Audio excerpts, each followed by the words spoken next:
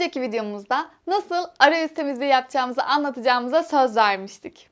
Şimdi neden diş ipi yapıyoruz ve arayüz fırçasını nasıl uygulayacağız, ağız duşunu nasıl kullanacağız anlatıyorum. Modelimiz dişimizin burasını fırçaladık. Burasını fırçaladık. Üst kısmını da fırçaladık. Bu arayüzdeki kısımları hiçbir zaman fırçalayamıyoruz. Bu yüzden de diş ipi yapıyoruz. Yaklaşık 50 santimlik bir diş ipini aldık, kestik. Parmaklarımıza doladık. Nasıl yapacağız? Dişin arasına yerleştirdik. Şöyle önce arka dişin arka tarafına doğru bir yuvarlak yaptık. Tabii biz bunu ön taraftan yapıyoruz. Çıkardık. Her diş arasına diş ipi 2 kez girecek. Sonra aynı araya tekrar yerleştirdik. Öndeki kısmı yaptık. Çıkardık. Bir öne geldik. Arka, öne doğru. Arkadaki dişi sıyırdık. Öndeki dişi sıyırdık. Tüm dişlerin arasını bu şekilde tek tek geçiyoruz. Bazen dişlerimizin arası çok geniş oluyor. Dişlerimizin arası çok geniş olduğunda da arayüz fırçalarını kullanıyoruz. Bugün size klinikte olan herhangi bir markanın arayüz fırçalarını getirdim. Şimdi bunlara bakacağız.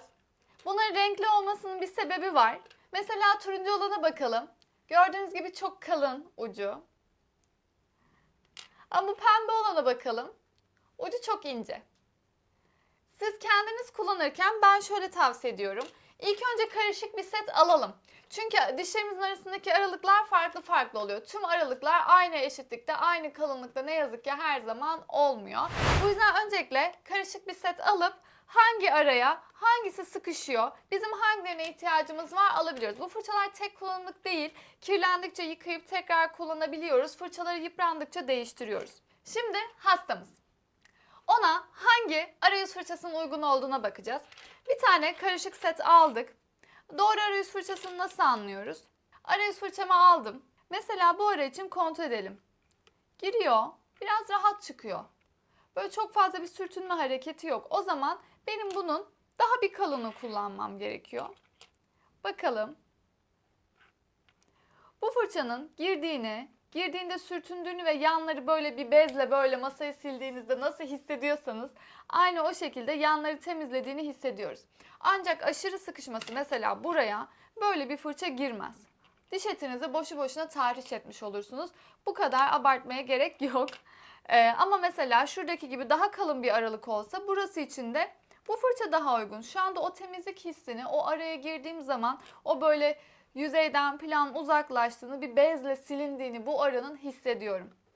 Sizin de ağzınız bu şekilde farklı kalınlıklarda arayüz fırçasına ihtiyaç duyabilir. Ama şöyle oluyor. İlk önce karışık seti aldınız, baktınız. Mesela genellikle çoğu yer için sarı uygun oluyor. Bakıyorum, evet sarı iyi giriyor. Evet güzel temizleniyor.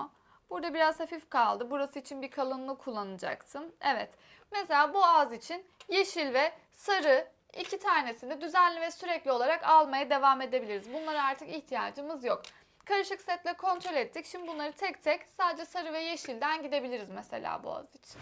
Ağız duşu nasıl çalışır, nasıl kullanılır? Ağız duşu tıpkı bizim diş koltuklarımızdaki hava su spreyi gibi dişlerin arasına su fışkırtarak çalışır. Biz bunu neden kullanıyoruz? Dişlerinizin arasındaki yemek artıklarını, köprülerin, uzun gövdelerin altındaki kalan artık yiyecekleri ve diğer şeyleri temizlemek için kullanılır. Ancak şunu belirtmek istiyorum. Defalarca kez söylediğim gibi plak dişin üzerinden sadece sürtünmeyle uzaklaşır. Nasıl ki ağız gargaraları dişlerimizin üzerini temizlemiyorsa ağız duşları dişlerimizin arasını temizlemez. Dişlerimizin arasındaki plağı sürtünmeyle diş ipi yaparak ya da arayüz fırçası yaparak temizlememiz gerekir. Eğer diş ipi yapmıyorsak ki lütfen yapalım.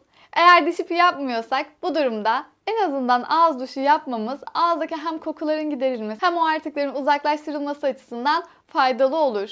Yani özet olarak diş ipi ve arayüz fırçasının yeri ayrı, ağız duşunun yeri ayrı. Ağız duşu dişlerin arasındaki artıkları temizlese dahi oradaki yüzeydeki temizliği sağlamıyor. Ağız duşunu her dişin arasına tek tek tutarak her araya su püskürtmesini sağlayarak kullanacağız.